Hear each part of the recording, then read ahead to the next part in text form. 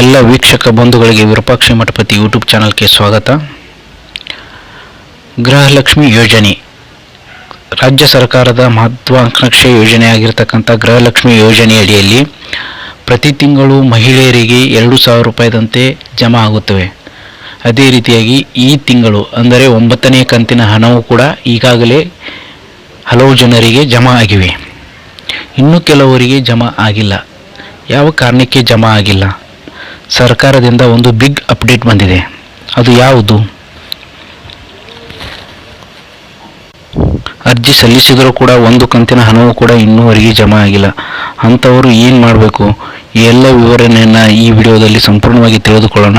ಅದಕ್ಕಿಂತ ಮುಂಚಿತವಾಗಿ ಇನ್ನೂ ಯಾರಾದರೂ ನಮ್ಮ ಚಾನಲ್ಗೆ ಸಬ್ಸ್ಕ್ರೈಬ್ ಆಗಿಲ್ಲ, ಈ ಕೂಡಲೇ ಸಬ್ಸ್ಕ್ರೈಬ್ ಆಗಿ ಪಕ್ಕದಲ್ಲಿರ್ತಕ್ಕಂಥ ಬೆಲ್ ಐಕನನ್ನು ಕ್ಲಿಕ್ ಮಾಡೋದರ ಮೂಲಕವಾಗಿ ನಾವು ಮಾಡುವ ಪ್ರತಿಯೊಂದು ವಿಡಿಯೋ ನೋಟಿಫಿಕೇಶನ್ ನಿಮ್ಮ ಮೊಬೈಲ್ಗೆ ಬರುತ್ತೆ.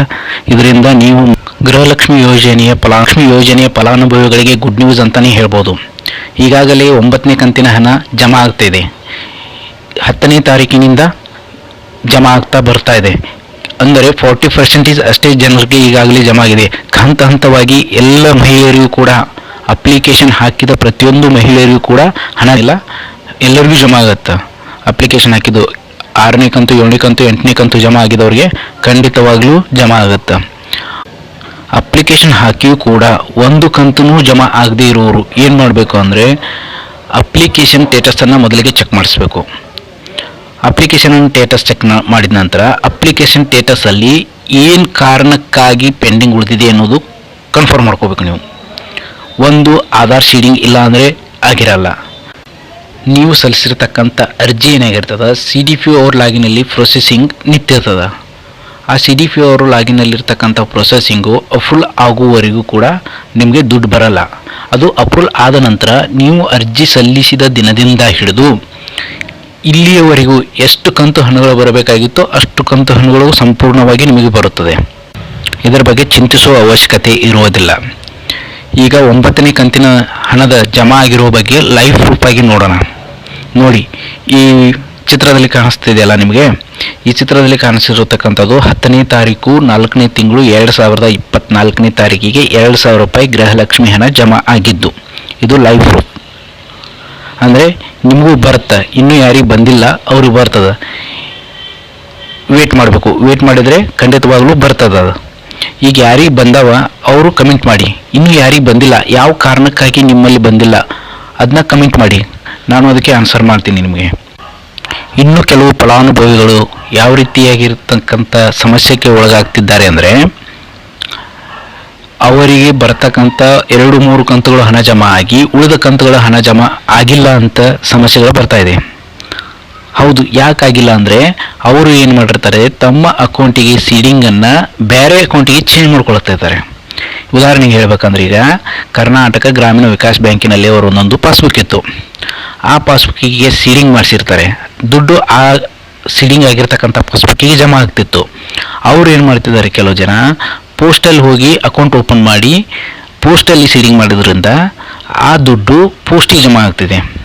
ಅವರು ಏನು ಮಾಡ್ತಿದ್ದಾರೆ, ಫಸ್ಟಿಗೆ ಜಮಾ ಆಗಿದ್ದು ಅದಕ್ಕೆ KVGB ಕರ್ನಾಟಕ ವಿಕಾಸ ಗ್ರಾಮೀಣ ಬ್ಯಾಂಕಿಗೆ ಅಲ್ಲಿ ಹೋಗಿ ಚೆಕ್ ಮಾಡಿಸಿದರೆ ಅವರಿಗೆ ಉಳಿದ 5, 6, 7ನೇ ಕಂತಿನ ಹಣ ಜಮಾ ಆಗಿಲ್ಲ ಅಂತ ತೋರಿಸ್ತದೆ. ಅದು ಜಮಾ ಆಗಿದ್ದು ಎದಕ್ಕಾಗಿರ್ತದೆ, ಪೋಸ್ಟಿಗೆ ಆಗಿರ್ತದೆ.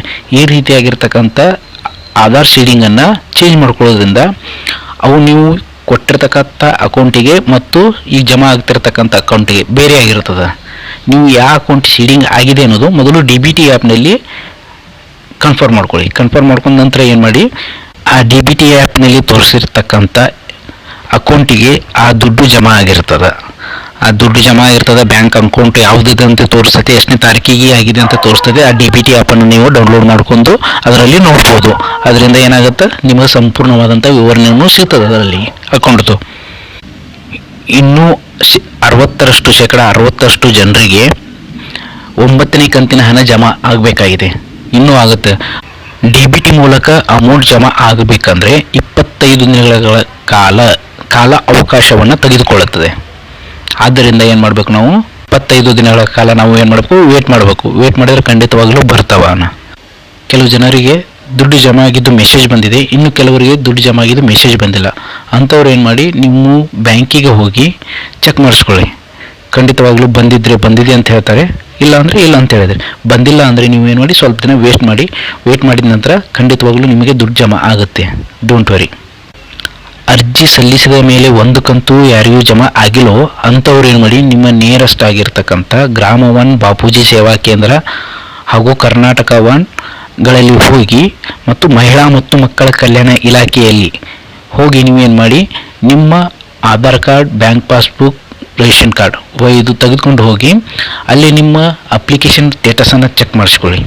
ಚೆಕ್ ಮಾಡಿದ ನಂತರ ಅವರು ಕೇಳುವ ಸೂಕ್ತವಾದ ದಾಖಲೆಯನ್ನು ಒದಗಿಸಿ ಅದಕ್ಕೆ ಬೇಕಾಗಿರ್ತಕ್ಕಂಥ KYC ಅಥವಾ ಪ್ರೊಸೀಜರ್ ಏನಿದೆ ಅನ್ನೋದನ್ನು ಅವರು ಖಂಡಿತವಾಗ್ಲೂ ನಿಮಗೆ ತಿಳಿಸ್ಕೊಡ್ತಾರೆ.